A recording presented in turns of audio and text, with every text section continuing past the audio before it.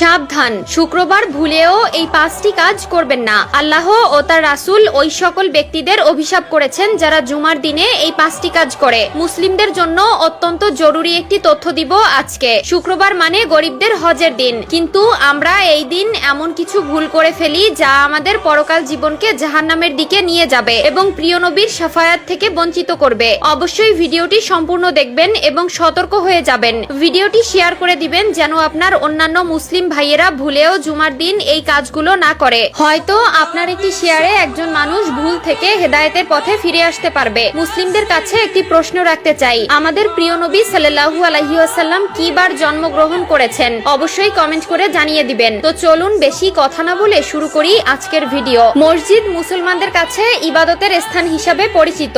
এরপরও আমরা মসজিদে এমন কিছু কাজ করে থাকি যা মসজিদের পবিত্রতা নষ্ট করে। তাই মসজিদের পবিত্রতা রক্ষার জন্য কোরআন হাদিসে নিষিদ্ধ বিষয়ের উপর লক্ষ্য রাখা উচিত। 1 নম্বরে কোনো নামাজি অন্য নামাজিকে উঠিয়ে দিয়ে বসা যাবে না। রুদ্দুল মুখতার 630। মসজিদের ভেতরে প্রতি ওয়াক্ত নামাজ একই স্থানে আদায় করার জন্য কোনো লোক নির্দিষ্ট জায়গা রাখতে পারবে না। 2 নম্বরে রয়েছে মসজিদে হারানো বস্তু তালাশ করা যাবে না, কারণ মসজিদে দ্বীনের কথা বা কাজ ব্যতীত অন্য কোনো কথা বা কাজ করা নিষেধ। মিশকাত শরীফ 654। হযরত আবু হুরায়রা রাদিয়াল্লাহু তাআলা আনহু হতে বর্ণিত, রাসূলুল্লাহ সাল্লাল্লাহু আলাইহি ওয়াসাল্লাম বলেন, তোমাদের কেউ যদি মসজিদে হারানো বিজ্ঞপ্তি দিতে শুনে তাহলে সে যেন বলে, আল্লাহ তোমাকে ওই জিনিস ফিরিয়ে না দিক, কেননা মসজিদ এই সকল কাজের জন্য নির্মাণ করা হয়নি। মুসলিম শরীফ 568। 3 নম্বরে মসজিদে দুর্গন্ধময় কোনো জিনিস খেয়ে বা নিয়ে প্রবেশ করা নিষেধ। মিশকাত শরীফ 655। রাসূলুল্লাহ সাল্লাল্লাহু আলাইহি ওয়াসাল্লাম বলেন, যে ব্যক্তি দুর্গন্ধযুক্ত খাবার খায় সে যেন তার মুখ পরিষ্কার করা ব্যতীত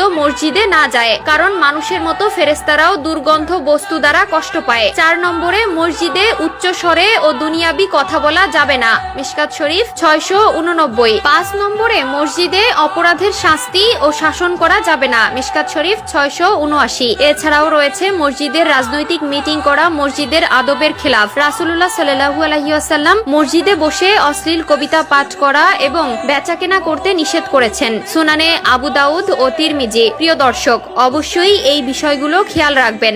মসজিদে আপনার দ্বারা যেন কেউ কষ্ট না পায়। মসজিদ হলো আল্লাহর ঘর। আমাদের অধিকাংশ মুসলিমরা দিনের 5 ওয়াক্ত নামাজ আদায় না করলেও শুক্রবার জুমার দিন ঠিকই নামাজ আদায় করে, আর এই দিন এই ভুলগুলো সবাই করে থাকে। আল্লাহ আমাদের সবাইকে সঠিক বুঝ দান করার তৌফিক দান করুক, আমিন। আমি জাহান্নামে পুরুষদেরকে অনেক আযাবে ভুগতে দেখেছি, যার মধ্যে একজনকে পাথরের উপর মাথা রেখে অন্য পাথর দিয়ে অনবরত থেতলিয়ে দেওয়া হচ্ছিল, যার জিহ্বা অনেক দূর পর্যন্ত টেনে নিয়ে যাওয়া হচ্ছিল এবং তাকে তার জিহ্বা দিয়ে ঝুলিয়ে রাখা হয়েছিল। তার